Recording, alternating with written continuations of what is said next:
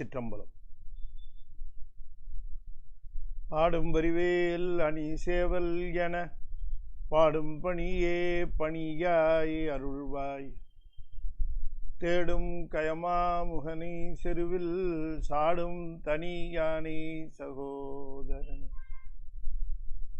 திருச்சிற்றம்பலம். சக்கரவர்த்தி தவராச யோகி எனும் மிக்க திருமூலனருள் மேவுநாள் என்னாளோ. திருச்சிற்றம்பலம். தென்னாடுடைய சிவனே போற்றி, என் நாட்டவர்க்கும் இறைவா போற்றி. ஏகம்பத்துறை எந்தாய் போற்றி, பாகம் பெண்ணுரு ஆனாய் போற்றி. பராய்த்துறை மேவிய பரணே போற்றி, சிராப்பள்ளி மேவிய சிவனே போற்றி. அண்ணாமலையம் அண்ணா போற்றி, கண்ணாரமுத கடலே போற்றி. காவாய் கனகத்திரளே போற்றி, கைலை மலையானே போற்றி போற்றி. வெற்றிவேல் முருகனுக்கு அரோ. திருச்சி.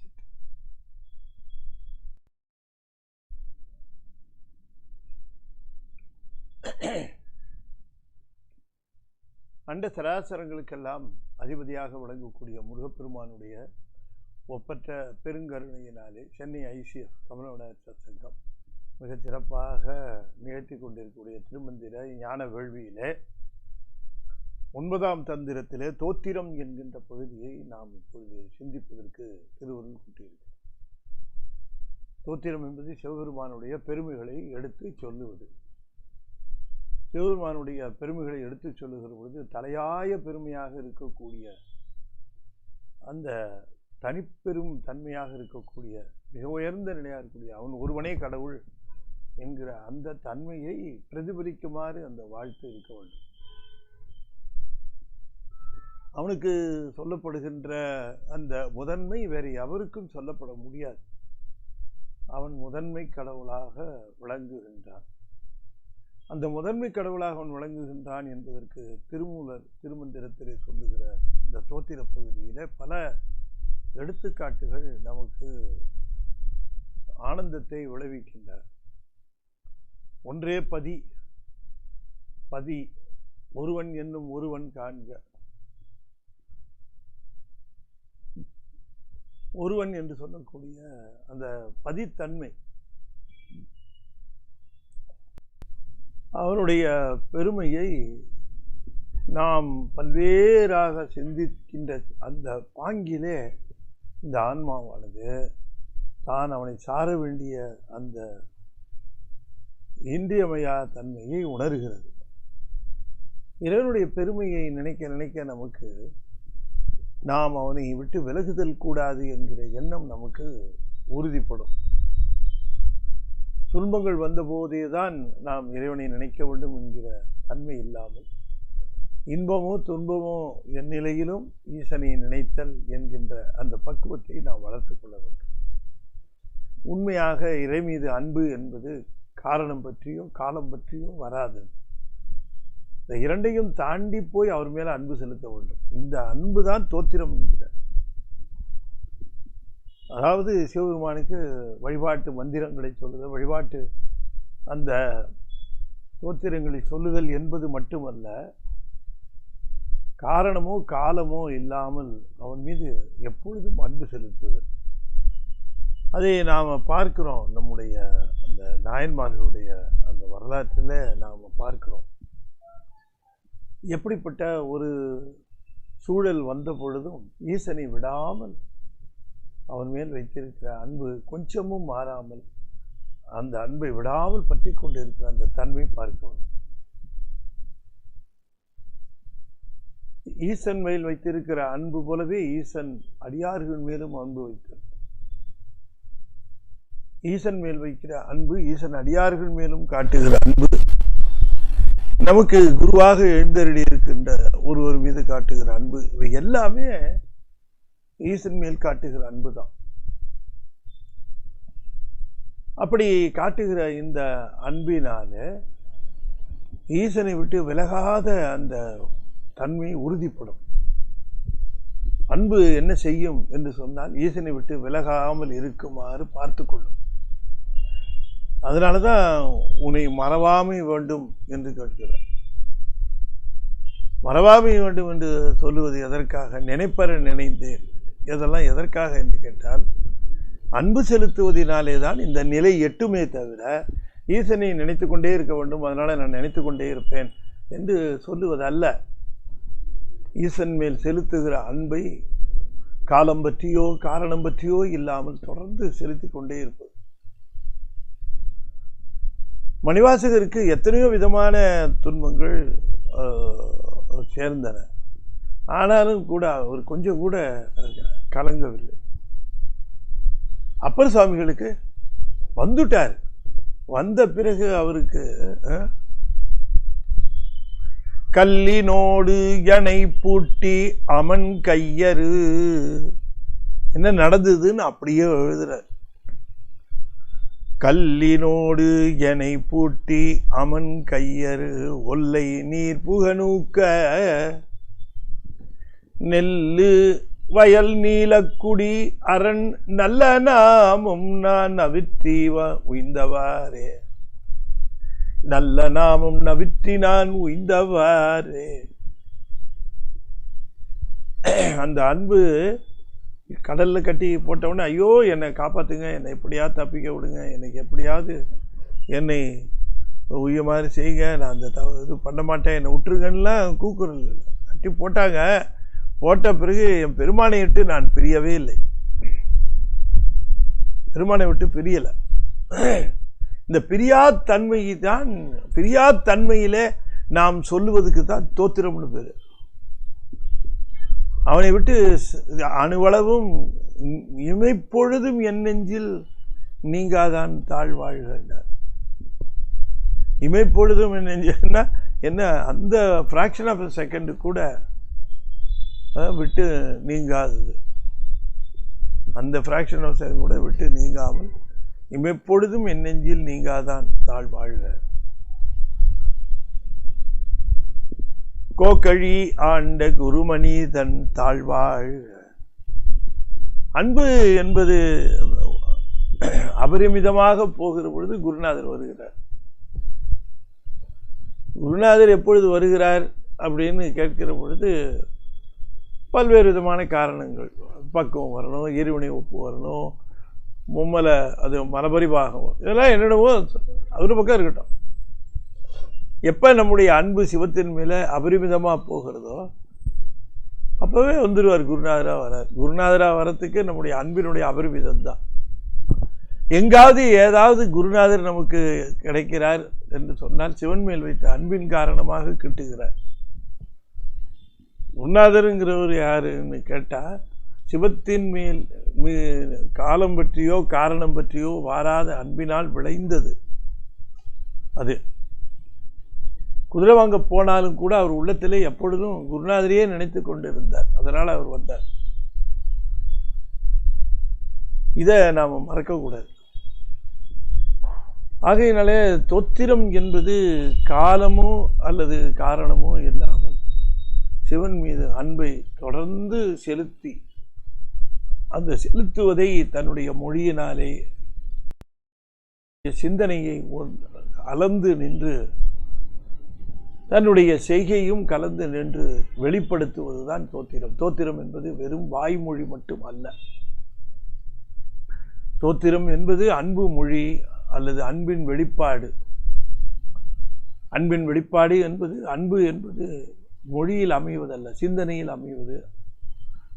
அது சிந்தனையில் அந்த சிந்தையினை நினைதாக்கிங்கிறார். அப்ப சிந்தை நிற்கிற பொழுது மொழிகள் அவருக்காகவே வருகிறது. சிந்தையும் மொழியும் வருகிற பொழுது செயல்களும் அப்படி. இந்த ஒரு நிலைதான் தோத்திரம் என்று பெயரை தவிர, தோத்திரம் என்பது வெறும் வாய்மொழி மட்டும் அல்ல. வெறும் வாய்மொழி மட்டும் அல்ல. தோத்திரம் என்பது சொல்லிய பாட்டின் பொருள் உணர்ந்து சொல்லுவார் என்று மணிவாசகர் தான் திரும்ப திரும்ப அந்த ஒரு வரி தான் மகா வாக்கியம் மாதிரி திரும்ப திரும்ப வருது. அதனால அதை நாம தோத்திரம் என்பதற்கான பொருள் சரியாக புரிந்து கொண்டு அபரிமிதமான அன்பை செலுத்துகிற அந்த ஒரு காரணம் பற்றி குரு வந்து விடுகிறார். குரு எப்போ அது வருகிறது என்று சொன்னால், இந்த அபரிமிதமான அன்பின் விளைவாகத்தான் குரு வருகிறார். அபரிமிதமான அன்பு சிவத்தின் மேல் செலுத்தி தோத்திரம் செய்கின்றவர்கள் ஒரு குரு வருகின்றார். எதற்காக வருகிறார் இந்த குரு என்று கேட்டால், ரொம்ப அற்புதமாக அதுக்கு பதில் நான் பின்னால் சொல்கிறேன். எதற்காக குரு வருகிறார் அப்படின்னு அதுக்கும் சித்தாந்த விளக்கம் பல இருக்கு. குரு எதற்காக வருகிறார் அப்படிங்கிறதுக்கான விளக்கம் நான் நிறைவில் அதை சொல்லுகிறேன். ஆகையினாலே இந்த சிந்தனை மொழியோடு இணைந்து செயலையும் இணைக்கின்ற பொழுது அதுதான் தோத்திரம் என்று சொல்லப்படுகிறது. அது சிந்தனை என்பது அன்பின் மயமாக, அன்பின் விளைவாக, அன்பினுடைய உச்சமாக, அது சிவன் மேலே இருக்கக்கூடிய அன்பின் உச்சமாக, அதே இங்கே தோத்திரமாக விளக்குகிறார். அப்போ சிவபெருமானுடைய அன்பு சிவபெருமான் மேல் அன்பு பெருகுவதற்கு என்ன சாதனம்னா, அவருடைய தனித்துவமான நிலைகளை எண்ணி பார்த்தல். அதைத்தான் இதில் செய்கிறார். எப்படிப்பட்ட உயர்ந்த நிலை என்பதை சொல்லுகிறார்.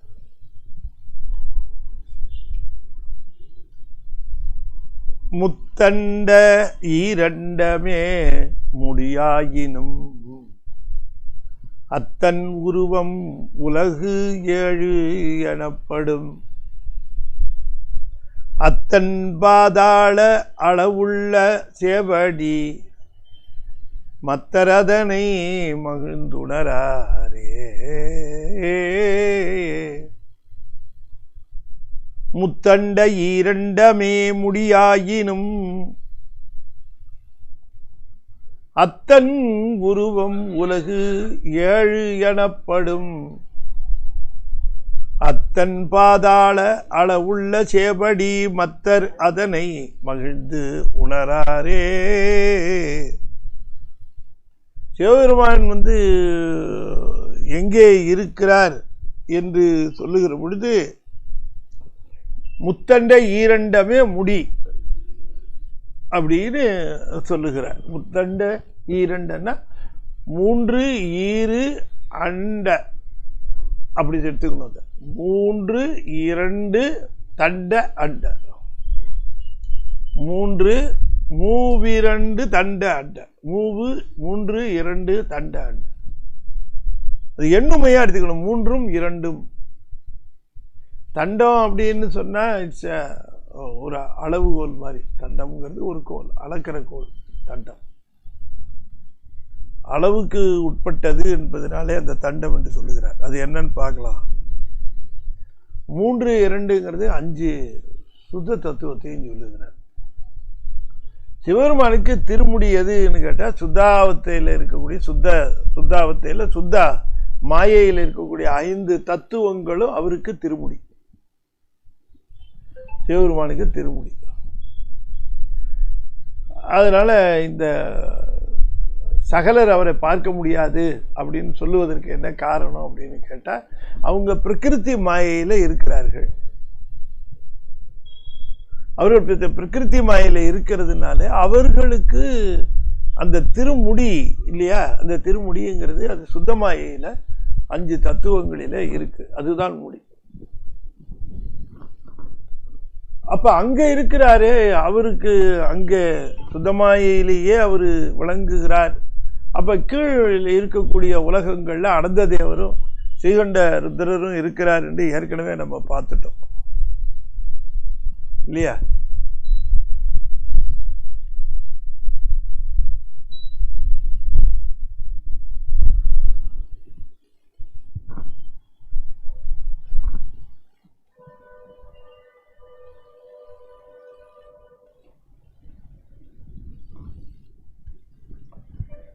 ஸ்ரீகண்டருத்திரர் இங்கே இருக்கிறார், அவர் அனந்த தேவர் மேலே இருக்கிறார். இவர்கள் சிவபெருமானுடைய ஆணைக்கு இணங்க அவர்கள் நிகழ்கிறார்கள். அதெல்லாம் நம்ம பார்த்தோம். அதெல்லாம் அப்போ நம்ம என்ன ஒரு கேள்வி வருகிறது என்று சொன்னால், சிவபெருமானை குறித்து நாம் இங்கே வேண்டுகிற பொழுது இந்த ஆன்மீக சம்பந்தமாகவோ பிரபஞ்சம் சம்பந்தமாகவோ நம்முடைய வழிபாடுகளுக்கெல்லாம், சிவனை குறித்த வழிபாடுகளுக்கெல்லாம் நமக்கு உரியன தருவது ஸ்ரீகண்டருத்திரர். ஆனால் ஸ்ரீகண்டருத்திரர் தருவது என்னன்னு கேட்டால், சிவபெருமானுடைய ஆணைக்கு இணங்க தருகிறார். சிவபெருமானுடைய ஆணை அது. அவர் தருவது தான் தருவதாக அவர் என்னைக்குன்றது. ஆனால் நமக்கு தருது அவர் தான், ஸ்ரீகண்டருத்திரர் சகலருக்கு. அப்போ சிவம் என்று சொல்லக்கூடியது அது நேராக வரவில்லையே அப்படின்னு நாம் நினைக்கிற பொழுது, சிவபெருமானுக்கு நாம் வணங்குகிற, நாம் சிவபெருமானை வணங்குகிற பொழுது நாம் அவரை வணங்கவில்லை, அவரை வணங்கினாலும் நமக்கு செய்வதெல்லாம் ஸ்ரீகண்டருத்திரர் தான் என்று நமக்கு தெளிவுபடுத்துகிற பொழுது, அப்பொழுது சிவத்திற்கும் இந்த உலகத்திற்கும் சம்பந்தம் இல்லையா என்று ஒரு ஐயம். அதுக்கு அவர் சொல்லுகிறார், அவர் சுத்த மாயையில் இருக்கக்கூடிய தத்துவங்கள் அவருடைய திருமுடியாக இருந்து அவர் அங்கே இருந்தாலும் அவருக்கு இந்த உலகு ஏழும் அவருடைய உருவமாகவே சொல்லப்படும். ஆகையினாலே நாம் எந்த காலத்திலும் நாம் வணங்குவதற்குரியவர் சிவபெருமான் தான். நாம் சிவனைத்தான் வணங்குகிறோம். ஆனால் நாம் வணங்குகிற பொழுது நமக்கு அந்த அருளை அவர் விமூலமாக செய்கிறவர் ஸ்ரீகண்டருத்திரர். அது நம்முடைய பக்குவத்திற்கு தகுந்தாற் போல. இப்போ நம்ம ஒரு இடத்துல ஒரு கம்பெனியில் ஒரு பிரான்ச் ஆஃபீஸ்னு வச்சுக்கோங்களேன். அதில் நமக்கு ஒரு லோன் போடுறோம். லோன் போடுகிற பொழுது அந்த லோன் அப்ளிகேஷன் எப்படி இருக்கும்னு கேட்டால், அது அப்ளிகேஷனு உதாரணமாக சொல்கிறேன். உதாரணத்துக்கு to the chairman, to the managing director, to the chairman, அப்படி ஹெட் ஆஃப் த இன்ஸ்டிடியூஷனுக்கு தான் அட்ரஸ் பண்ணுவோம். ஆனால் அதை அட்ரஸ் பண்ணாலும் நமக்கு இங்கே சேங்ஷன் பண்ணி அதை கொடுக்கறது பிரான்ச் மேனேஜர், அவர் தான் கொடுப்பார். சேர்மன் நமக்கு லோன் கொடுத்துட்டு இருக்க மாட்டார். ஆனால் அவருக்கு தான் நம்ம செய்வோம், அட்ரஸ் பண்ணுவோம். அவருக்கு அட்ரஸ் பண்ண காரணத்தினாலே நாம் அட்ரஸ் பண்ணுறதும் அவர்கிட்ட கேட்குறது எல்லாமே அவர்கிட்ட தான். ஆனால் அதை செய்வதற்குன்னு அவரால் நியமிக்கப்பட்டவர் இங்கே இருக்கிறார், ஒருத்தர் இருக்கிறார். அப்படித்தான். ஆகையினாலே இந்த உலகத்திலையும் அப்போ இந்த பிரான்ச்சில் சேர்மனுக்கு வேலை இல்லையா, பிரான்ச் மேனேஜர் தான் எல்லாத்தையும் செய்வார் என்று சொன்னால் அப்படி கிடையாது. அவருடைய பவர் இங்கே எல்லாமே உண்டு. அது அத்தன் உருவம் உலகு ஏழு எனப்படும் என்று சொன்னால், 7 உலகங்களாக சொல்லப்படுகிற இந்த பிருத்திவி உலகம், அது அந்த உலகத்திலே அவருடைய அந்த வியாபகம் உண்டு. அத்தன் உருவம் உலகு 7 எனப்படும். இந்த உலகு 7 எனப்படும் என்கிறதுனால அவருடைய பாதாள அளவுள்ளது சேவடி. அவருடைய அத்தன் சேவடி பாதாள அளவுள்ளது. அப்படின்னா இந்த பிரபஞ்சம் மட்டுமில்லை, இதை கடந்தும் அவருடைய திருவடி இருக்கிறது.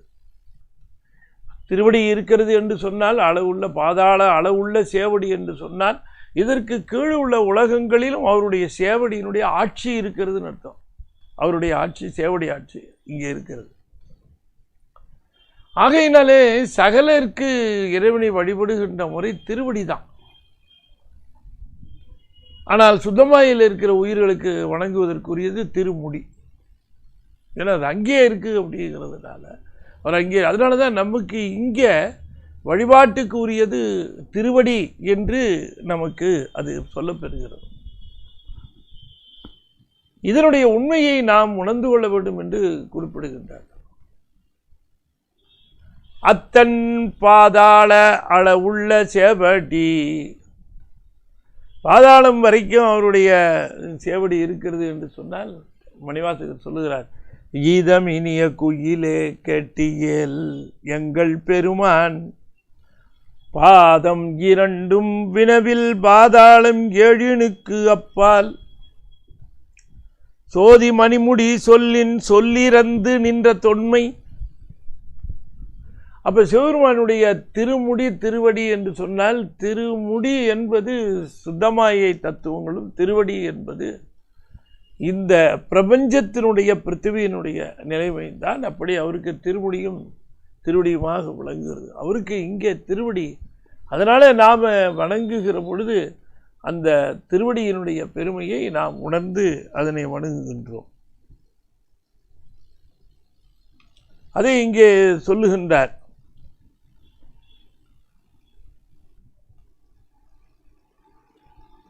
அத்தன் பாதாள அளவுள்ள சேவடி. பாதாள அளவுள்ள சேவடினா சேவடி பாதாள அளவுள்ளது.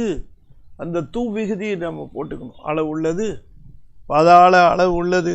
அதே இன்னொரு இடத்துல கூட சொல்லுவார், பாதாளம் ஏழினுக்கு சொற்கழிவு பாதமலர் என்று அதனை சொல்லுவார் சுவாமிகள். அப்போ சிவபெருமானுடைய திருவடி ஆட்சி இல்லாத இடம் கிடையாதுன்னு அர்த்தம். சிவபெருமானுடைய திருவடி ஆட்சி இல்லாத இடம் கிடையாது. அவர் எல்லா இடத்துலையும் ஆட்சி புரிகின்றார். உருவ நிலையிலே நமக்கு அருளுவதற்காக, அவரை போற்றுவதற்காக, தோத்திரங்கள் அமைப்பதற்காக அவர் விளங்குகின்றார் என்கிற அந்த செய்தியை சொல்லுகின்றார். முத்தண்ட ஈரண்டமே முடியாயினும் அத்தன் உருவம் உலகு ஏழு எனப்படும். அப்போ நம்ம சுத்தமாயை தத்துவங்கள் என்பது சிவபெருமானுடைய சிரசாக இருக்கிறது. ஏன் அப்படின்னு கேட்குற பொழுது, இப்போ நம்ம இந்த மாயையிலிருந்து பெறப்படுகின்ற காலம், நியதி, கலை, வித்தை, அராகம் என்று சொல்லக்கூடிய 5 தத்துவங்களும் சேர்ந்த ஆன்மா புருடன் என்று அழைக்கப்படுகிறது. இந்த புருடனுடைய தத்துவங்கள் இருக்கிறது அல்லவா, புருடனுடைய தத்துவங்கள், அது புருடனுடைய தத்துவங்கள் என்று சொல்லப்படுவது. புருடன் என்பது தனி தத்துவம் இல்லை, அது ஆன்மா தான் அந்த தத்துவம். ஆன்மா அந்த தத்துவம் என்று சொல்லப்படுகிற பொழுது ஆன்மா தத்துவமாக வருமா? தத்துவம் என்பது இல்லையா, அது அதற்கு சித்து கிடையாது, அறிவு கிடையாது. ஆன்மாவுக்கு அது கிடையாது.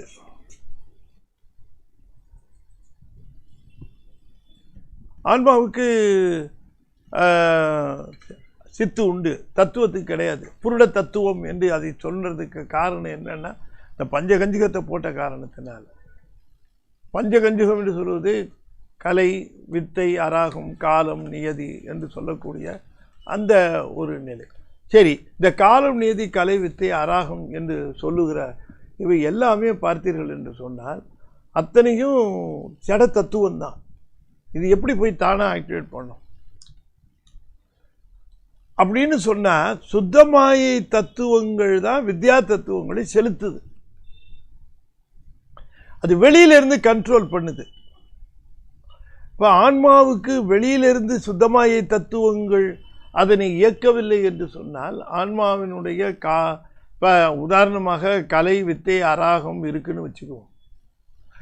இப்போ கலை, வித்தை, அராகம் இருக்கிற பொழுது இந்த கலை என்று சொல்லக்கூடியதையும், காலம் என்று சொல்லக்கூடியதையும், நியதி என்று சொல்லக்கூடியதும் சக்தி தத்துவம் தான் செலுத்தும்.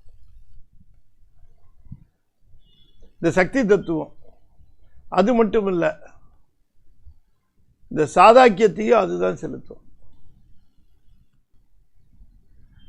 அதே போல வித்தை என்று சொல்லக்கூடியதை சுத்த வித்தை செலுத்தும். அந்த பஞ்ச தத்துவத்தில் இருக்கக்கூடிய சுத்த வித்தை இருக்க, அது அது செலுத்தும், வித்தையை செலுத்தும். அப்ப எப்படி இது செலுத்தப்படுகிறது என்று சொன்னால், கலையை விந்து அல்லது சக்தி தத்துவம் செலுத்துகிறது.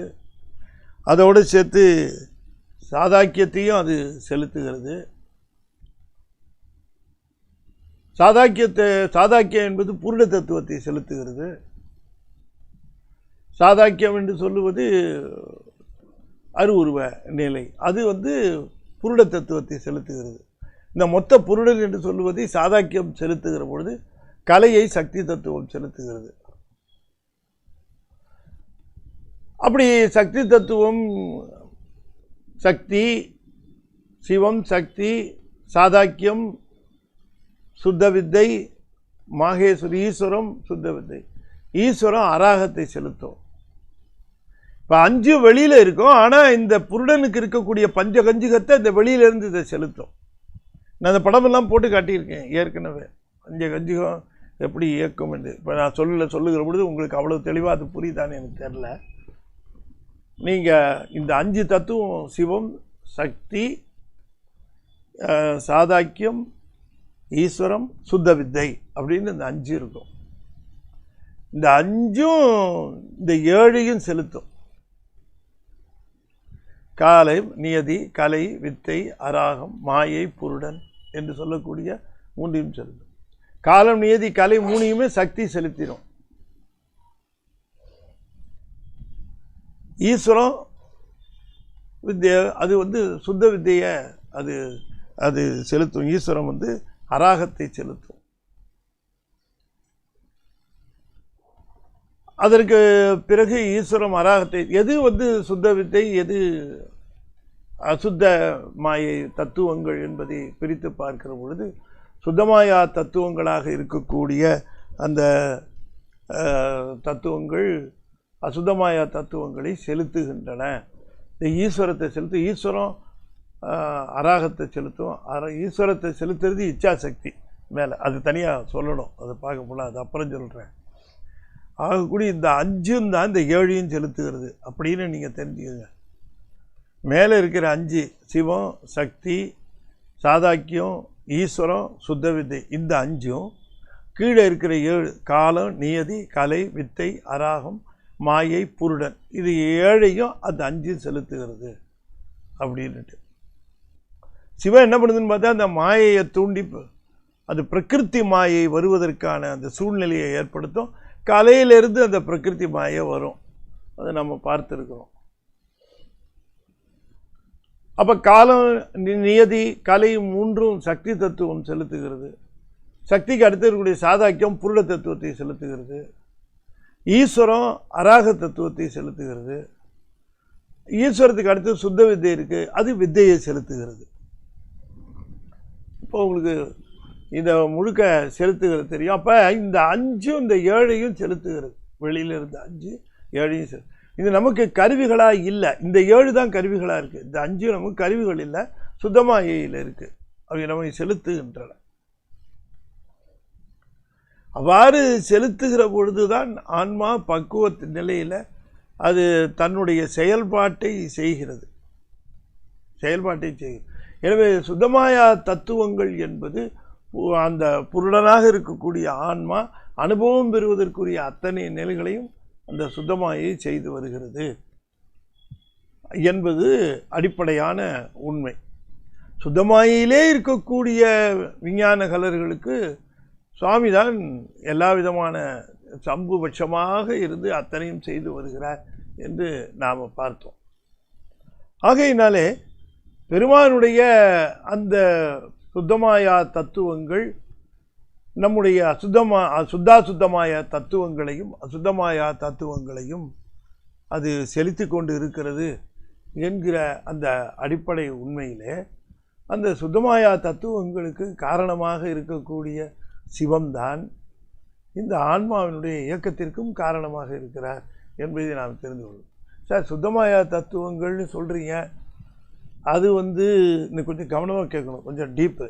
சுத்தமாயா தத்துவங்கள் சொல்லுகிறீர்கள், அது சிவம், சக்தி, சாதாக்கியம், ஈஸ்வரம், சுத்த வித்தைன்னு சொல்லுகிறீர்களே, அந்த 5ம் தத்துவம் தானே, அதுவும் சடந்தானேன்னு நம்ம நினைப்போம். உண்மைதான், அந்த 5ம் தத்துவம் தான். ஆனால் அந்த 5ஐயும் செலுத்துவது எது அப்படின்னு கேட்குற பொழுது தான் சிவனுடைய ஞான சக்தி, இச்சாசக்தி, கிரியாசக்தி. சிவனுடைய இச்சாசக்தி தான் ஈஸ்வரத்தை செலுத்தும் சுத்தமாய் தத்துவத்தில். சிவனுடைய ஞான சக்தி தான் நாதம். சிவனுடைய கிரியாசக்தி தான் விந்து. இப்படி அவனுடைய இச்சை ஞானம் கிரியை தான் சிவ தத்துவங்களை இயக்க, சிவ தத்துவங்கள் இது வித்யா தத்துவங்களை இயக்க, வித்யா தத்துவங்கள் ஆன்மாவை அனுபவம் பெறுவதற்குரிய தக்க நிலையிலே, இன்ப துன்பம் பெறுவதற்குரிய தக்க நிலையிலே ஆணவ மலத்தை கலைத்து அதை வைத்திருக்கும். இது அடிப்படை உண்மை. ஆகையினாலே அவன் மேலே இருக்கிறான். அப்ப நல்ல கவனமா கேட்கணும். அவன் மேலே இருக்கிறான், சுத்தமாயிலே இருக்கிறான். அவனுக்கு முடியாக இருக்கிறது என்று சொன்னால் அத்தனையும் இயக்குகின்றது. இப்ப நம்ம சிரசு தானே அத்தனையும் இயக்குது. நம்முடைய பார்வை, நம்முடைய செவித்திறம், நம்முடைய நுகர்த்திறம், நம்முடைய சுவைத்திறம் எல்லாமே இந்த சிரசில் இருக்கு. ஏன்னா அத்தனையும் அனுபவங்களை ஏற்படுத்துவது முழுக்க அந்த சுத்தமாயா தத்துவங்கள் தான்ங்கிறதுனால சுவாமியினுடைய சிரசு அங்கே இருக்கிறது, அது அண்டம், அந்த அவருடைய திருமுடி அங்கே இருக்கிறது என்று சொல்லுகிறார். அது ரொம்ப புரிந்து கொள்வது கொஞ்சம் கடினமாக, சித்தாந்தம் தெரிஞ்சால் தான் அதை புரிந்து கொள்ள முடியும். அதை சாதாரணமாக சொல்லுகிறார். முத்தண்ட ஈரண்டன 3, 2, 5 தத்துவம். அது சிவம், சக்தி, சாதாக்கியம், ஈஸ்வரம், சுத்த வித்தை என்று சொல்லக்கூடிய 5. அது தண்டம் என்றால் கோல், அளவுகோல்னு அர்த்தம். தண்டம்னா அளவுகோல்.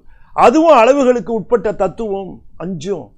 அந்த 5 கூட அளவுகளுக்கு உட்பட்டது. ஈஸ்வரனுடைய இச்சாசக்தி, ஞானசக்தி, கிரியாசக்தி அளவுகளுக்கு உட்படாது. எனவே சுத்தமாயை தத்துவங்களும் அளவுக்கு உட்பட்டது தான். ஆனால் அவற்றையும் இயக்குகின்ற சிவபெருமானுடைய அந்த இச்சாசக்தி, ஞானசக்தி, கிரியாசக்தி என்பது அளவுக்கு உட்படாதது. தண்டம் என்றால் அளவுக்கு உட்படுவது என்று பொருள். முத்தண்ட ஈரண்டமே முடியாயினும் அத்தன் உருவம் உலகு 7 என இவ்வளவு தூரம் மேலே இருந்து அவற்றை அத்தனையும் செய்கின்றான் அப்படின்னு சொல்லுகிற பொழுது நாம அவருக்காக அவரை பற்றுவது என்பது ரொம்ப கடினமோ நினைக்கிறேன். இல்லை இல்லை, உங்ககிட்ட தான் அவருடைய திருவடி இருக்கு.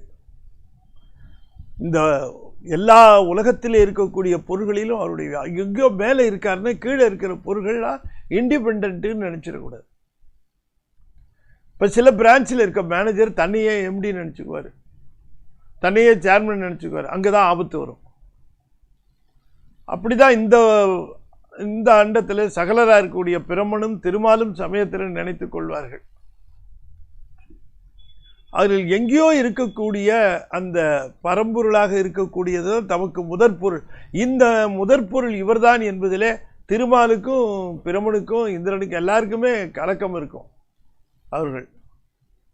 ஆனால் மேலே இருக்கக்கூடிய சீகண்ட ருத்ரர்லேருந்து ஆரம்பித்து அவர்களுக்கு எந்த விதமான மயக்கமும் இருக்காது. முதன்மை பொருள் சிவம் என்பதிலே எந்த விதமான அவர்களுக்கு ஐயமோ திரிவோ விபரீதமோ எதுவுமே இருக்காது. தெளிவாக உணர்ந்திருப்பதனால் அவர்கள் செய்கிற செயல்கள் எல்லாமே சிவன் செய்கின்ற செயல்களாகவே இருக்கும். ஆகையினாலே இந்த உலகத்திலே இருக்கக்கூடிய எல்லா செயல்களும் எல்லா பொருள்களும் நன்றாக தெளிவாக தெரிந்து கொள்ள வேண்டும். சிவபெருமானுடைய கலப்பு இல்லாத நிலை இருக்க முடியாது. அதனை மத்தர் அதனை மகிழ்ந்து உணராரே என்று சொல்லுகிறார். மத்தர் என்று சொன்னால் அவன் அறியாமையை உடையவர்கள் இதனை உணர்ந்து கொள்வதில்லை. அவர்கள் இங்கே இருக்கிறவர்கள் யாரோ ஒருவரை அவர்கள் மூலப்பொருள் முழுமுதற் பொருள் என்று கருதி கொள்ளுகிறார்கள். அவர்கள் இந்த உலகத்தை தாண்டி இல்லாதவர்கள். ஆனால் சிவபெருமானோ இந்த சிவ தத்துவங்களுக்கே முதன்மையாக விளங்குகிறவர்.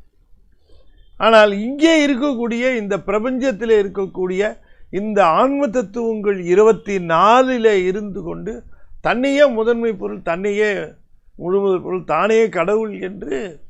அதனால தான் அவர் சொன்னார், சிவனோடு ஒக்கும் தெய்வம் தேடினும் இல்லை, அவனோடு ஒப்பார் இங்கும் யாவரும் இல்லைனர்.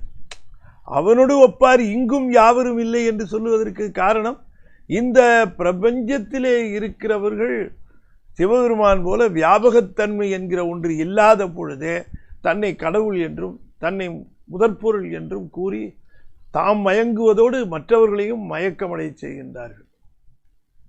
அதனால இங்கே நாம் தெளிவாக தெரிந்து கொள்ள வேண்டியது, முதற்பொருளுக்கு சுத்தமாயா தத்துவங்கள் கட்டுப்பட்டவையாக இருக்கின்றன. ஆனால் இங்கே முதற்பொருள் என்று சொல்லிக் கொள்கிறவர்களுக்கு அந்த சுத்தமாயா தத்துவங்கள் கூட தெரியாதவர்களாக இருக்கிறார்கள். அவர்கள் இந்த உலகத்திலே அப்படித்தானே பாஞ்சராத்திரிகள் என்ன சொல்லுகிறார்கள்? வாசுதேவன் தான் மூலப்பகுதியினுடைய வடிவம், மூலப்பிரகிருத்தியில் இருந்துதான் உலகம் வருகிறது என்று சொன்னால் வாசுதேவனிடம் சென்றுதான் ஒடுங்கும் என்று சொல்லுகிறார்கள்.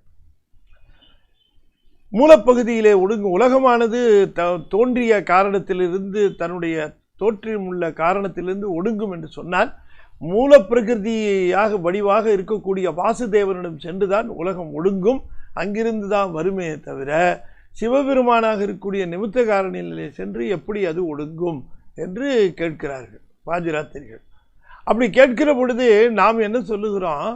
அது உண்மைதான். என்ன என்று கேட்டால் அவர்களுக்கு அதற்கு மேலே தத்துவம் இல்லை. அவர்கள் 7 தத்துவங்களாக இருக்கக்கூடிய வித்யா தத்துவங்களோ, அதுக்கு மேலே இருக்கக்கூடிய 5 சுத்தமாய தத்துவங்களோ அவர்களுக்கு கிடையாது. அந்த தத்துவங்களும் சேர்ந்து ஒடுங்குவது எப்போது? இவர்கள் சென்று இந்த ஆன்ம தத்துவங்கள் இந்த உலகம் சென்று ஒடுங்குகிற பொழுது வாசுதேவனிலே ஒடுங்கும் என்றால் அது வரைக்கும் தான் ஒடுங்குமே தவிர அதுக்கு மேலே இருக்கிறது ஒடுங்காதே. என்னன்னு கேட்டிங்கன்னா சார், ஒரு காம்ப்ளெக்ஸ் இருக்குது. அந்த காம்ப்ளெக்ஸில் ஒரு எத்தனையோ ஆஃபீஸ் பில்டிங் இருக்குது, எத்தனையோ ஆஃபீஸ் இருக்குது. உதாரணமாக first floor office, second floor office, third floor ஆஃபீஸுன்னு வச்சுக்குவோம். அந்த காம்ப்ளெக்ஸில் இப்போ first floor office shut down பண்ணுறாங்க, அவங்க வேலையெல்லாம் முடிஞ்சிச்சு, கதவெல்லாம் சாத்துறாங்க. அப்போ அவங்கள பொறுத்த வரைக்கும் இருக்கக்கூடிய எல்லா லைட்டு, ஃபேனு, சிஸ்டம் எல்லாத்தையும் ஆஃப் பண்ணுறாங்கன்னு வச்சுக்குவோம். இப்போ அந்த ஷட் டவுனுங்கிறது டோட்டல் ஷட் டவுனா? இல்லை, அது இண்டிவிஜுவல் ஷட் டவுன். அப்படி அவங்க ஷட் டவுன் பண்ணுகிற பொழுது அந்த காம்ப்ளெக்ஸில் இருக்கக்கூடிய மற்ற ஃப்ளோர்லாம் கரண்ட் இருக்கும். அது இந்த ஷட் டவுன் தான். இந்த காம்ப்ளெக்ஸுக்கே சேர்த்து ஒரு ஷட் டவுன் இருக்கும். அது ஷட் டவுன் பண்ணால் மொத்த காம்ப்ளெக்ஸும் ஷட் டவுன் ஆகும். சரி, இந்த காம்ப்ளெக்ஸ் இருக்கிற ஏரியா முழுக்கவுமே ஈபியில் இருக்கும். இப்போ ஈபி ஷட் டவுன் பண்ணால் இந்த காம்ப்ளெக்ஸு, எல்லா ஃப்ளோரு, அந்த ஃப்ளோரில் இருக்கக்கூடிய ஆஃபீஸஸ்ஸு எல்லாமே தான் ஷட் டவுன் ஆகும். ஆனால் அந்த ஆஃபீஸ் மட்டும் ஷட் டவுன் ஆனால் மித்த எல்லாமே ஷட் டவுன் ஆகாது. இவங்க என்ன சொல்கிறாங்க? எங்கள் ஆஃபீஸுக்கு நாங்கள் தானே மூலப்பொருள், முதற் பொருள்ங்கிறாங்க. உங்கள் ஆஃபீஸுக்கு நீ முதற் பொருள். நம்ம அதை பேசலை. மகா பிரளயம் என்று சொல்லக்கூடிய ஒன்று வருகிற பொழுது எல்லாம் ஒடுங்குகிற பொழுது இந்த ஆஃபீஸும் சேர்ந்து தான் ஒடுங்கும். திரும்ப அவங்க ஆன் பண்ணால் தானே இங்கே வரும். நான் ஆஃப் பண்ணிட்டேன் சார், அதனால் நான் ஆன் பண்ணால் எனக்கு வந்துடும்னு சொன்னால், அங்கே ஷட் டவுன் பண்ணியிருந்தா நீ எப்படி ஆன் பண்ணால் வரும்? உனக்கு அங்கே ஆன் பண்ணணும். அதுபோல் சங்கார காரணனாக இருக்கக்கூடிய பெருமான் தான் முதற் பொருளாகவும் இருக்கிறான் என்று நாம் அதை சொல்லுகிறோம். ஆக இந்த பாட்டில் அவர் முக்கியமாக என்ன சொல்ல வருகிறார் என்று சொன்னால், 3 நிலைகளில் இருக்கக்கூடிய தத்துவங்கள், சுத்தமாயை தத்துவங்கள், அசுத்தமாயை தத்துவங்கள், அல்லது சுத்தமாயை தத்துவங்கள், அசுத்தமாயை தத்துவங்கள், இப்படி 3 விதமான தத்துவங்கள் இருக்கிற பொழுது இந்த சுத்தமாயை தத்துவங்களில் சிவபெருமான் இருக்கிற காரணத்தினாலே அதனை உணராதவர்கள் அங்குதான் இருப்பார், அவர் சுத்தமாயைக்கு உரியவர் என்று நாம் சொல்லிக் கொண்டிருக்கும் பொழுது, இங்கே அசுத்த மாயையிலே இருக்கிறவர்கள், இங்கே இந்த நிலையில இருக்கிறவர்கள், இந்த தத்துவத்துக்கு உட்பட்டவர்கள், இது மட்டுமே முழுமை என்று கருதி இவர்கள் சிவபெருமான் என்கிற ஒருவன் இல்லை என்று சொல்லி, இங்கே ஒடுக்கத்தை செய்கின்றவனுக்கு உருத்திரன் என்று பெயர், அவன் முதற்பொருள் அல்ல, பிரமனே படைக்கின்றவன், திருமாலே காக்கின்றவன், அல்லது பிரமனையே முதற்பொருள் என்று சொல்லுகிற இரண்ய கற்ப மதம், திருமாலையே முதற்பொருள் என்று சொல்லிக் கொள்கிற வாசுதேவனையே முதற்பொருள் என்று சொல்லக்கூடிய பாஞ்சராத்திரிகள், இப்படி இருக்கிறவர்கள் எல்லாம் தங்களையே முதற்பொருள் என்று சொல்லிக் கொள்வதற்கு காரணம், இவர்கள் இந்த உலகத்திற்கு மேலாக இருக்கக்கூடிய தத்துவங்களை அவர்கள் அறிவதில்லை. அவரைத்தான் மத்தர் அதனை மகிழ்ந்து உணராரே. அவர்களுக்கு அது தெரியாத காரணத்தினாலே சொல்லல. அவருக்கு அதனால சிவபெருமான் அங்கதான் இருக்கிறார், கீழே இல்லைன்னு கூட. அவர் எல்லா இடத்திலையும் இருக்கிறார். பாதாளம் ஏழினுக்கும் அப்பாலும் அவருடைய திருவடி.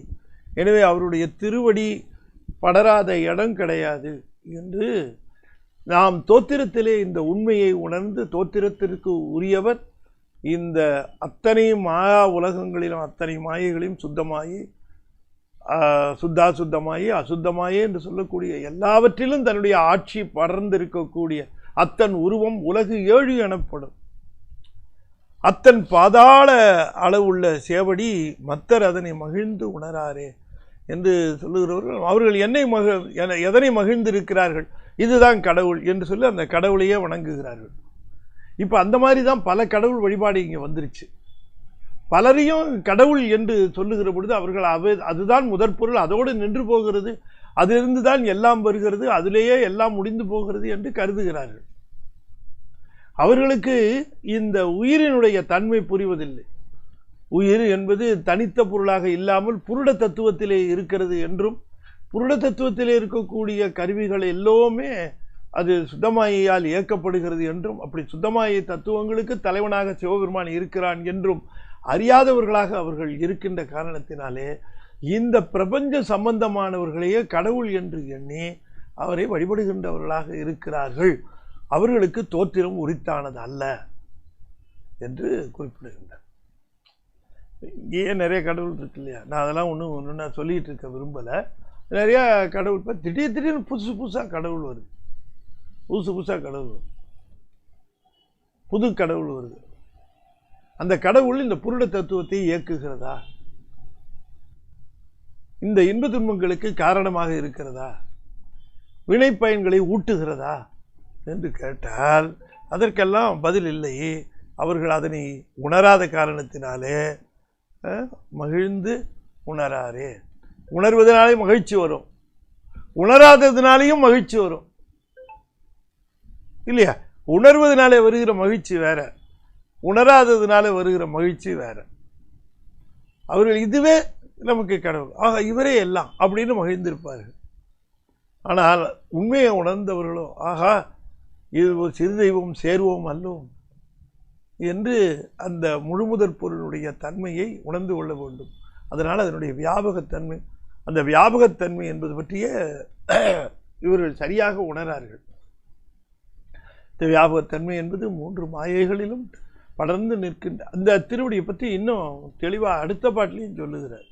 அடுத்த பாட்டு, அண்டம் கடந்து உயர்ந்து ஓங்கும் பெருமையன், பிண்டம் கடந்த பிறவி சிறுமையன், கண்டர் கடந்த கனைக்கடல் காண்தோறும் தொண்டர்கள் தூய்நெறி தூங்கி நின்றாரே. இல்லை ஒரு உத்தி ஒன்று சொல்லித்தரார், ரொம்ப முக்கியமான ஒரு உத்தி, அதை நம்ம தெரிஞ்சு கொள்ள வேண்டும். அண்டம் கடந்து உயர்ந்து ஓங்கும் பெருமையன், பிண்டம் கடந்த பிறவி சிறுமையன், கண்டர் கடந்த கனைக்கடல் நாள் காண்தோறும் தொண்டர்கள் தூய் நெறி தூங்கி நின்றாரே. அண்டம் கடந்து உயர்ந்து ஓங்கும், அண்டங்களுக்கு அப்பால விளங்குகின்றவன், எல்லா அண்டங்களுக்கும் கடந்து விளங்குகின்றவன். அண்டங்கடந்ததோர் அளவில்லதோர் பொருள் என்றும் ஆனந்தமாய பொருள் இல்லையா? அண்டங்கடந்த பொருள் என்றும் அளவில்லதோர் பொருள் என்றெல்லாம் அதனை சொல்லுகிறார். அண்டங்கடந்த பொருள், அண்டங்கடந்த பொருள் நமக்கு எட்டுமா என்று கேட்டால் பிண்டங்கடந்த பிறவி சிறுமையன். சிவபெருமானுடைய உருவத் திருமேனிகள், மாகேஸ்வர திருமேனிகளை பற்றி நாம் சொல்லுகிற போது இந்த உருவத் திருமேனிகள் 100க்கு 100 உண்மை என்று சொல்லுகிறார். அப்படி அந்த மாதிரியான உருவங்களை அவன் எடுத்துக்கொள்ளுகிறான், அந்த மாதிரியான தோற்றங்களை கொள்ளுகின்றான். பிறவி சிறுமையன் என்று சொல்லுகிறார். அந்த மாதிரி மிக எளிய நிலை, சிறுமை என்பது எளிய நிலைக்கு வந்து தோற்றங்களை கொள்ளுகின்றான். அண்டங்களை எல்லாம் கடந்து நிற்பது அவனுடைய பெருமை, உண்மைதான். எல்லா அண்டங்களையும் கடந்து நிற்கின்ற மிகப்பெரிய பெருமையுடையவன் தான், அதில் உண்மைதான். ஆனால் அது உண்மையிலேயே பெருமை அல்ல. உண்மையான பெருமை என்ன என்று கேட்டால் எளிமையாக வருவதுதான். அந்த எளிமையாக வருகிறது பிறப்பெடுத்து வருகிறான். பிறவி சிறுமையன் பாருங்க, அது ரொம்ப கவனிக்கலாம். பிறவி சிறுமையன் என்று சொல்லுகிற பொழுது பிறப்பு உண்டு, பிறப்பு உண்டு. ஆனால் எப்படிப்பட்ட பிறப்பு என்று கேட்டால் அந்த உடம்பு அவனுக்கு உண்டா என்று கேட்டால் உருவத் திருமேனி உண்டு, உருவத் திருமேனி உண்டு. ஆனால் அது எப்படிப்பட்ட உருவம் என்று கேட்டால் அது பிண்டங்கடந்த பிறவி சிறுமையன். பிண்டங்கடந்த பிறவி சிறுமையன்னா பிண்டம் என்று சொல்வது சப்த தாதுக்களால் ஆனது. இந்த சப்த தாதுக்களால் ஆன உடம்பாக இல்லாமல் காயமோ மாயை என்று சிவஞான சித்தியார் சொல்லுகிறார். சிவபெருமானுக்கு திருமேனி உண்டு. அந்த திருமேனி காயமோ மாயை என்று காண்பது சக்தி தன்னால் என்று சிவஞான சித்தியார்ல சொல்லுகிறார். ஆகையினாலே சிவபெருமானுடைய திருமேனிகளாக மகேஸ்வர மூர்த்தங்களாக சொல்லப்படுகின்றவை எல்லாம் அவையெல்லாம் வாழ்த்துக்களுக்கும் தோத்திரங்களுக்கும் உரியவனவாக விளங்குகின்ற அவையெல்லாம் சிவபெருமான் எடுத்துக்கொண்ட வடிவங்கள் தான். ஆனால் அந்த வடிவங்கள் பிண்டங்கடந்த பிறவி சிறுமையன். சிறுமையன் என்பது எளியவனாக அந்த தோற்றங்களை கொள்ளுகின்றவனாக விளங்குகிறான். அது சோமாஸ்கந்தராக இருக்கலாம், தட்சிணாமூர்த்தியாக இருக்கலாம், நடராஜராக இருக்கலாம். இப்படிப்பட்ட வடிவங்களை அவன் எடுத்துக்கொள்ளுகிறான். பிண்டங்கடந்த பிறவி சிறுமையன். அந்த பிண்டங்கடந்த பிறவி சிறுமையன் சப்த தாதுக்களால் ஆன அந்த பிண்டமாக இல்லாமல் அவற்றை கடந்த நிலையிலே இல்லையா, அப்படி அந்த பிண்டம் என்று சொல்லக்கூடிய அந்த உடம்பு, நமக்கு இருக்கிற உடம்பு அவருக்கு கிடையாது. ஆனால் உடம்பு உண்டு. ஆனால் இது என்ன உடம்புன்னா பிண்டம் கடந்த பிறவி, பிறவா யாக்கை பெரியோன். யாக்கை உண்டு, ஆனால் அது பிறவா யாக்கை. ஒரு தாயினுடைய கருவிலே இருந்து அது பிறந்து வரல. பிறவா யாக்கை என்பதற்கு என்ன பொருள்? யாக்கை இல்லைங்கிறது பொருள் அல்ல.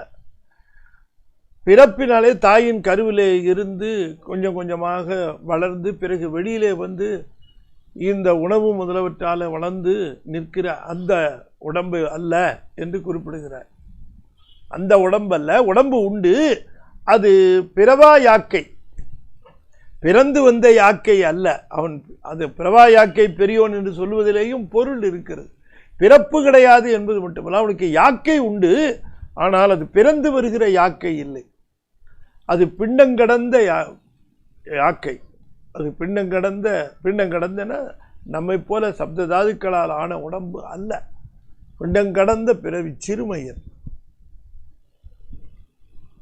அது கூட சமத்காரமாக போட்டார். சிறுமையன் என்று சொன்னால் எளியவன் ஒரு பொருள்.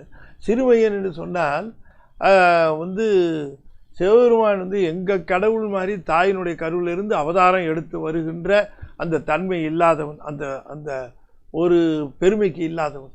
எங்கள் சாமி ரொம்ப எளிமையாக தாயோட கருவில் இருந்து வெளியில் அவதாரமாக இருந்து உயிர்களோடு உயிர்களாக இருந்து அதுக்கு அருள் செய்கிறதுன்னு இந்த அவதாரம் எடுத்ததுக்காக பாஞ்சராத்திரிகள் எல்லாம் பெருமைப்படுத்தி சொல்லுவாங்க. அதாவது தாயின் கருவிலிருந்து பிறந்து வருவதை பெருமை என்று சொல்வார்கள். அது பெருமைனா அந்த பெருமை இல்லாத சிறுமையன் சிவபெருமான். அந்த பெருமை இல்லாத சிறுமையன். அது எங்களுக்கு பெருமையே வேண்டாம். அந்த பெருமையை எங்கள் பெருமான் பிண்டங்கடந்த பிறவி சிறுமையன். அண்டம் கடந்து உயர்ந்து ஓங்கும் பெருமையன் பிண்டம் கடந்த பிறவி சிறுமையன். கண்டர் கடந்த கனைகடல் காண்தொரும் தொண்டர்கள் தூய்நெறி தூங்கி நின்றாரே. பிண்டங்கடந்த பிறவி சிறுமையன் கண்டர் கடந்த. கண்டர் என்று சொன்னால் அந்த அவர்களுக்கு கண்டகர் என்று பெயர். கண்டகர்னா தீயோர். தீயோர்கள் சற்றும் நினைத்து பாராத அல்லது சற்றும் அதனை பற்றி சிந்திக்காத, சற்றும் அதனை கவலைப்படாத, அதை பார்க்காத கேட்காத, அப்படி அதை கடந்து நிற்கிறவர்கள். கடந்தது நிற்றல் என்பது அதனோடு தொடர்பு இல்லாது இருத்தல். அப்படி கண்டகர் என்று சொல்லக்கூடிய அந்த தீயோர் அவர்களால் அணுக முடியாத கனைக்கடல். கனைக்கடல்ங்கிறது அடையெடுத்து ஆகு பெயர்னு சொல்லுவாங்க. கடல்ங்கிறது திருவடியை குறிக்கும். கனை என்பது ஒலிக்கின்ற, அது அடை. அதுக்கு கடலுக்கு ஒலிக்கின்றது கடல். அது அடையெடுத்து ஆகு பெயர். காண்தொரும் தொண்டர்கள் தூய்நெறி தூங்கி நின்றார்கள். அந்த திருவடியை பார்க்கிற பொழுதெல்லாம் தொண்டர்கள் தூய்நெறி தூங்கி நின்றார்கள். அப்போ என்னன்னு கேட்டிங்கன்னு சொன்னால் நல்லா கவனமாக கேட்க வேண்டியது, சிவபெருமானுடைய திருவடிகள் நாம் எப்பொழுதும் சிந்திப்பதற்கு உரியன. நாம் எந்த வடிவத்தை பார்த்தாலும் அதனுடைய திருவடி நமக்கு சிறப்பாக தெரிய வேண்டும். உதாரணமாக தட்சிணாமூர்த்தி என்று சொன்னால் தட்சிணாமூர்த்தியினுடைய அந்த திருவடிகள், உதாரணமாக நடராஜர் என்று சொன்னால் தூக்கிய திருவடி, இப்படி இந்த திருவடிகள் இருக்கின்றதே, அதான் கனைக்கடல். கனைக்கடல் என்பது அந்த திருவடியை குறிக்கின்றது. அந்த திருவடியை காணுந்தோறும் என்ன நிகழும் என்று சொன்னால், அந்த திருவடியை காணுந்தோறும் அன்பு பெருக வேண்டும். என்னன்னா, அந்த திருவடிதான் இந்த அண்டங்களிலே நம்மிடமே நெருங்கி நிற்கின்றன. இந்த திருவடிகள் நம்மை இங்கிருந்து உயர்த்துவதற்காக இங்கே இருக்கின்ற திருவடிகள் இவைதான். இவையே நமக்கு அருளுவதற்காக இங்கே இருக்கின்ற திருவடிகள் என்று அதன் மீது அன்பு பெருக பெருக அந்த திருவடியை காட்டுவதற்காக குருநாதர் வருவார். குருநாதருடைய திருவடி தான் ஈசனுடைய திருவடி. எனவே முன்னர் நான் சொன்னேன், ஏன் குருநாதர் வருகிறார் என்று சொன்னால், குருநாதர் அன்பு மிகுகின்ற பொழுது ஈசனுடைய திருவடியை இந்த உயிருக்கு காட்ட வேண்டும் என்பதற்காக வருகின்றார். எனவே குருநாதருடைய திருவடி ஈசனுடைய திருவடி. ஆகையினாலே அதை சொல்லுகிறார். சிவபெருமானுடைய திருவடிகளை சிந்தித்து அந்த திருவடிகளிலேயே தோய்ந்து அந்த உருவத் திருமேனிகளிலே நாம் நம்முடைய, அதனால தான் திருவடி திருத்தாண்டகம் எல்லாம் இருக்கு. திருவடி திருத்தாண்டகம் போன்றவை எல்லாம் திருவடி சிறப்பை பேசுகிறது என்று சொல்லுகிற பொழுது, அந்த பெருமானுடைய திருவடிகளை ஆடுகின்றவன் திருவடி, அமர்ந்திருக்கின்றவன் திருவடி என்று இந்த திருவடிகளையே போற்றி நிற்கிற பொழுது அவை நம்மை தாங்கி நின்று திருவருளை தருகின்ற திருவடி, அவைதான் இங்கே நம்மை தாங்கி திருவருளை தருகின்றன என்று அதன் மீது நாம் கொள்ளுகின்ற அன்பின் பெருக்கத்திலே அதனை தருவதற்காக வருகின்றார் குருநாதர். எங்க வருவார்? சுத்தமாயில தானே வருவார், தூய் நெறியினர். ஆகையினாலே நாம் இந்த மத்தியாலவத்தை என்று சொல்லக்கூடிய சகலாவத்தையிலிருந்து சுத்தாவத்தைக்கு போக வேண்டும் என்று சொன்னால், நிர்மலாவத்தைக்கு போக வேண்டும் என்று சொன்னால், இதுதான் நெறியாக இருக்கிறது.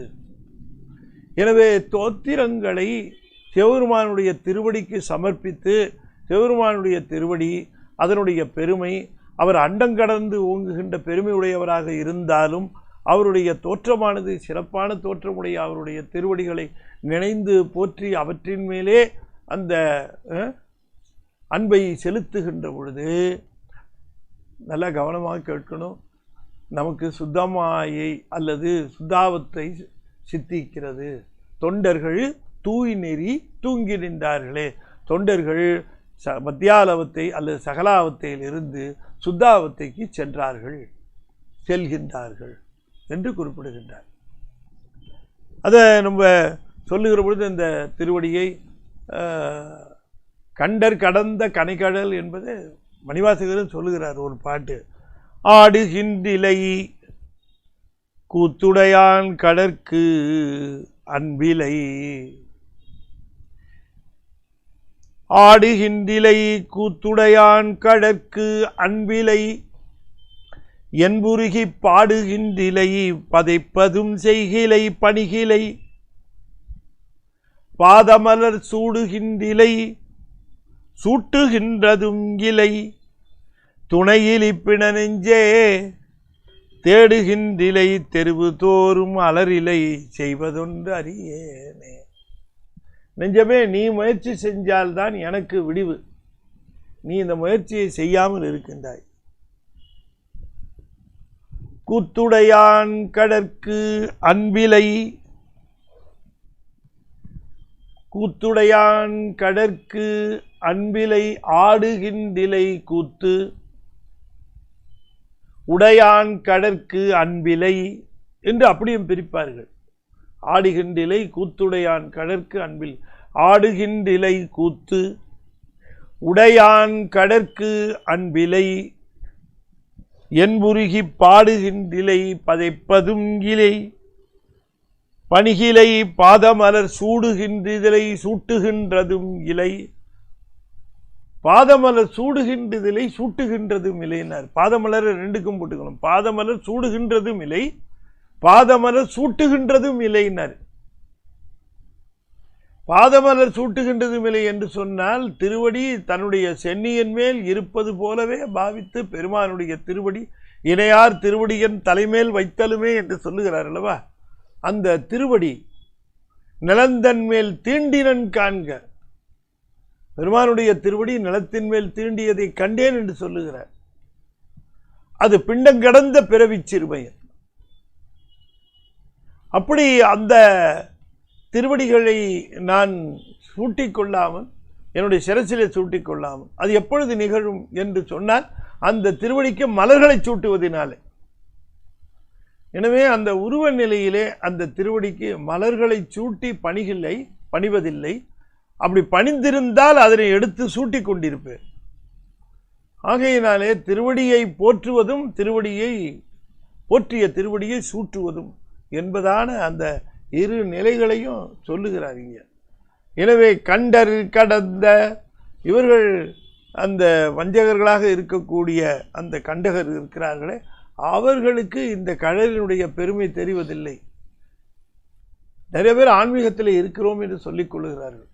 ஆனால் அவர்கள் வணங்குகின்ற கடவுளை கேட்டால் அது அந்த கடவுள் என்பவர் இப்படிப்பட்ட ஒருவரா, அவர் அண்டங்கடந்து உயர்ந்தோங்கும் பெருமையரா, அவருக்கு பிண்டங்கடந்த பிறவி சிறுமையரா என்று கேட்கின்ற பொழுது அதற்கு பதில் இல்லை. அவர்கள் இந்த உலகத்தைச் சேர்ந்தவர்களாகவே இருப்பார். அண்டம் கடந்து உயர்ந்து ஓங்கும் பெருமையன், பிண்டம் கடந்த பிறவி சிறுமையன், கண்டர் கடந்த கனைகடல் காண்தோறும் அந்த திருவடிகளை காணுந்தோறும் இல்லையா. தொண்டர்கள் தூய் நெறி தூங்கி நின்றாரே. பெருமானுக்கு சுந்தரமூர்த்தி சுவாமிகளுக்கு அந்த பேரு திருவதிகை வீரட்டானத்திலே கிடைத்தது.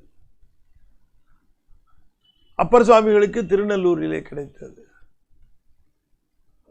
அந்த திருவடியை சூட்ட வேண்டும் என்று அப்பர் சுவாமிகள் கேட்கிறார். அது சூட்ட பெற்றது. நம்முடைய சுந்தரமூர்த்தி சுவாமிகளுக்கு அது தானாக வந்து அமைந்தது. ஞானசம்பந்தருக்கு என்னன்னு கேட்டால் அது சூடியபடியே வந்தார் அவர். அதை சொல்லுகிற பொழுது மணிவாசகருக்கும் திருப்பெருந்துறையில் வந்து சூட்டினார். இணையார் திருவடியின் தலைமையில் வைத்தலுமே துணையான சுற்றங்கள் அத்தனையும் துறந்தொழிந்தேன் என்று குறிப்பிடுகிறார். ஆகையினாலே தோத்திரம் என்பது திருவடிகளுக்கு, அந்த திருவடிகள் மேல் அன்பு பெருக்குவதற்கு அந்த திருவடிகளையே சிந்தித்து அந்த எந்த திருக்கோலத்தை பார்த்தாலும் அந்த பெருமானுடைய மூர்த்தங்கள் மகேஸ்வர மூர்த்தங்கள் பார்த்தாலும் அந்த திருவடிக்கே அன்பு செலுத்த வேண்டும். அந்த திருவடிக்கு செலுத்துகின்ற அன்பே அந்த திருவடியை தருகின்ற குருவாக வருகிறது. அவர்கள் தூய் நெறி தூங்கி நின்றாரே, அவர்கள் சுத்தாவத்தைக்கு செல்லுகின்றார்கள், நிர்மலாவத்தைக்கு செல்லுகின்றார்கள். அதற்கு அந்த தோத்திரம் மிகப்பெரிய சாதனமாக விளங்குகிறது என்று குறிப்பிடுகிறார் என்று சொல்லி இந்த அளவில் இந்த 2 பாடல்களையும் நாம் சிந்தித்தோம். 2 கடினமான பாடல்கள், அதை நாம் சிந்தித்தோம் என்று சொல்லி இப்பொழுது இதனை நிறைவு செய்யும் முகமாக 5 எடுத்து 5 முறை ஓதுவேன். அன்பர்கள் தொடர்ந்து ஓத வேண்டும் என்று திருவடி பணிந்து வேண்டிக் கொள்கிறேன். ஓம் நம சிவாய, ஓம் நம சிவாய, ஓம் நம சிவாய, ஓம் நம சிவாய, ஓம் நம சிவாய. திருச்சிற்றம்பலம். அன்பர்களே, ஞானத்திரள் பத்திரிகையில் அடியன் ஆசிரியராக இருக்கிறேன். அந்த பத்திரிகைக்கு நீங்கள் சந்தா செலுத்த வேண்டும். அது மட்டுமல்லாமல் ஞானத்திரள் சார்பாக குறுந்தகடுகள் வெளியிட்டிருக்கின்றன. ஆனாலும் கூட அப்பாலும் அடி சார்ந்த அடியார் திருக்கூட்டம் நிகழ்த்திய நிகழ்வுகள் ஞானசம்பந்தருடைய பெரிய புராணத்தில் திருஞானசம்பந்தருடைய வரலாறு முழுக்க பாடலாக சொல்லியிருக்கிறேன். அது யூஎஸ்பியாக இருக்கிறது. திருநாவுக்கரசர், அப்பூதி அடிகள், காரைக்கால் அம்மையார், நபிநந்தி அடிகள், திருநீலனக்கர் இவர்களுடைய வரலாறுகளும் பாடலாக இருக்கிறது. அதுவும் பெரிய புராணத்தினுடைய பாடல்கள், அதுவும் யூஎஸ்பியாக இருக்குது. பிறகு யூஎஸ்பி சிவஞான பாடியம் யூஎஸ்பியாக இருக்கிறது. அதையும் நீங்கள் யூஎஸ்பி பெற்றுக்கொள்ளலாம் என்று சொல்லி ராஜாங்க சமயம் என்கிற அந்த நூலானது 3வது பதிப்பு வெளிவந்திருக்கிறது. முதல் 2 வெற்றி தேர்ந்துருச்சு. இப்போ 3வது ராஜாங்க சமயம் அற்புதமான புத்தகம். அவருடைய தொண்டு படித்து படித்து மகிழ வேண்டியது. அருமுக சிவன் தர்மயாதீனம் அதுக்கு ரொம்ப அற்புதமான ஒரு விமர்சனம் அவருடைய பாராட்டு கொடுத்துருக்கிறார் நம்ம தர்மயாதீனம் குரு முதல்வர். அதை நீங்கள் வாங்க அவசியம் படித்து பார்க்க வேண்டும். அருமுக சிவன் ஸ்ரீமத் பாம்பன் சுவாமியுடைய வரலாறு முழுக்க வந்திருக்கு. அன்பர்கள் இதனை படித்து மகிழ வேண்டும் என்று சொல்லி இந்த அளவில் இதனை நிறைவு செய்து மீண்டும் சந்திப்போம் என்று கூறி விடைபெறுகிறேன். நன்றி, வணக்கம். திருச்சிற்றம்பலம். தென்னாடுடைய சிவனே போற்றி, என் நாட்டவர்க்கும் இறைவா போற்றி, வெற்றிவேல் முருகனுக்கு அரோகரா. திருச்சிற்றம்பலம்.